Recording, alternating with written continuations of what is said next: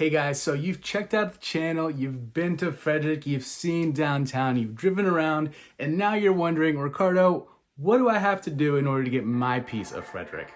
We're gonna cover that and more, as well as what to expect in today's current real estate market in this video. Stay tuned.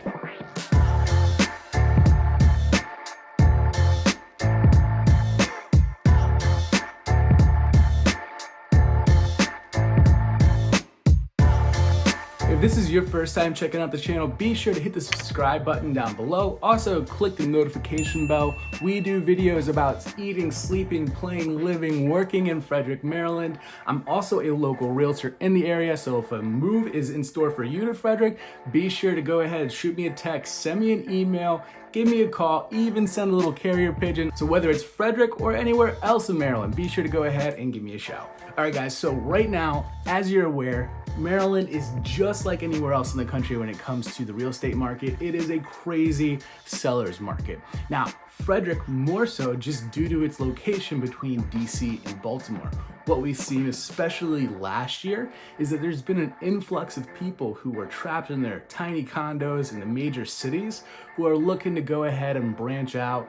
They can work from home now, and they're actually going to the suburbs, and that is what Frederick is known for, being a suburb of both DC and Baltimore. So people are leaving the big cities, they're coming out here, and for the same money that they were spending in the big cities, they can get a full-on townhome or even a single-family home here in Frederick, Maryland. And now that is something that has slowed down a little bit here in the last, I'd say, 6 months. But I will tell you, last year alone, there are people who wouldn't have even purchased a house had there been no pandemic at all. It was the pandemic that actually got them to go ahead and come out to the Frederick area.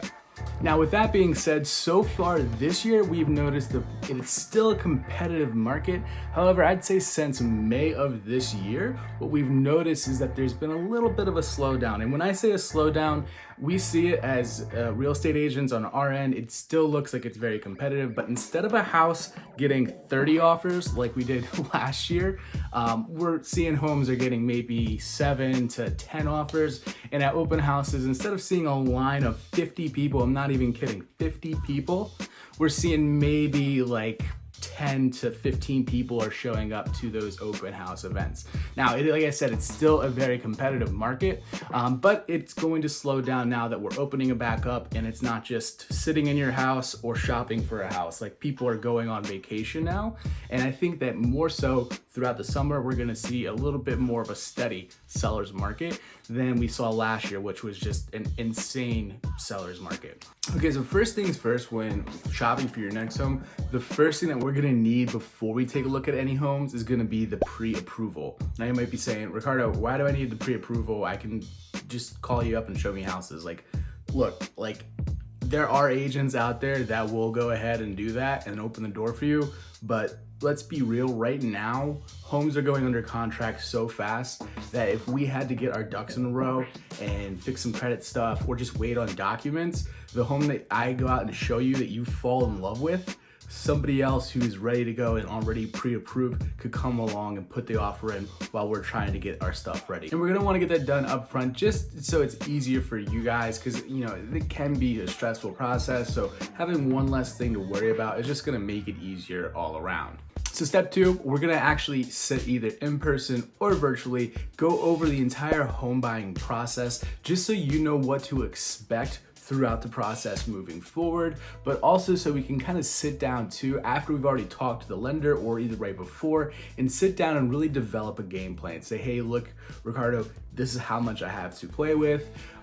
This is the payment I'm trying to be at. What are some tips and tricks that we can do in order to secure my next home so that way we're not writing offer after offer after offer?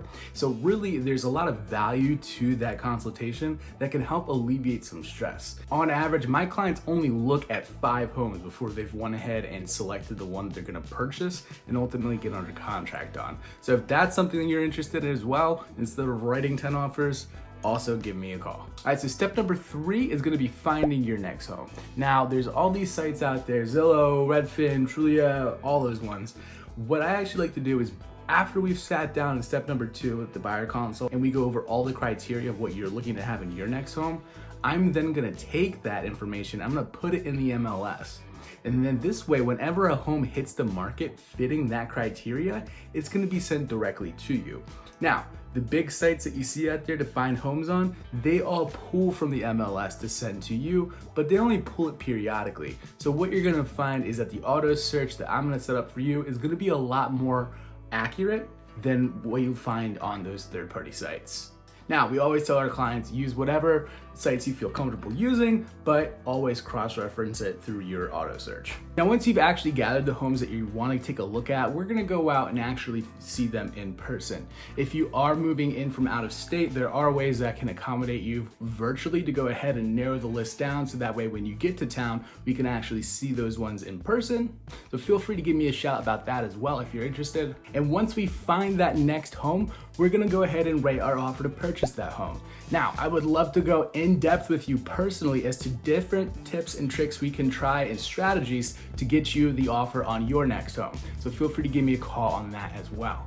Now, one tip I will say that I've seen a lot in this market is people are doing what they call pre-inspections. Ricardo, what is that? So in a normal real estate market, you initially make your offer. Once it gets accepted, then you perform your home inspection. Now, a pre-inspection is an upfront inspection that you pay for out of pocket to the inspector while the home is still in its showing period. Then we go ahead and schedule a showing, but the inspector comes with us. During the showing, the inspector is going around the house and doing the same inspection he would normally do once you're under contract. However, this is before we've even made our offer. Now, what this is gonna let you know is whether or not the home is gonna go ahead and have any things that are gonna keep you from wanting to go ahead and purchase it. At the end of the pre-inspection, what we can do is actually submit our offer without any inspection contingencies at all. This, in the eyes of a seller, is ideal because once you get under contract, you're not gonna be asking them to fix, repair, replace anything.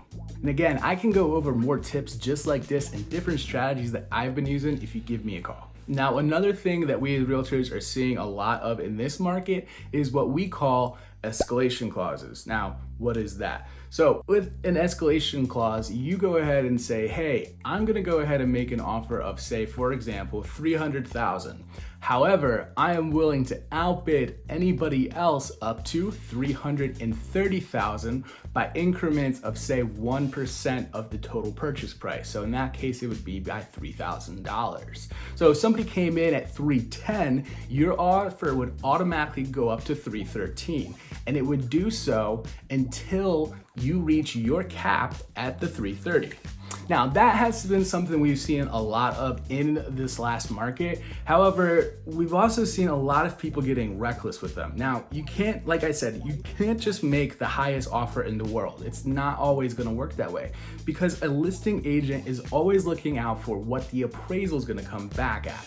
Now, if you do get reckless with your escalation clause and you go way over asking price and the appraiser comes in and says, hey, look, you went up to $350,000, but this house is only worth $330,000, then the difference in that gap falls onto you as the buyer. And I've heard countless stories of people who have gone in there just trying to win the highest deal who still haven't got the home. So again, if you are looking for that next home and you've had so many offers written but none won, give me a call. We can look at fewer homes, write less offers, and have less stress. All right, guys, so there's some tips for you for purchasing your little piece of Frederick. Again, if you have any questions, give me a call, shoot me a text, send me an email. I love this town and would love to have you on your little special part of it as well. Thanks, guys, and have a great one.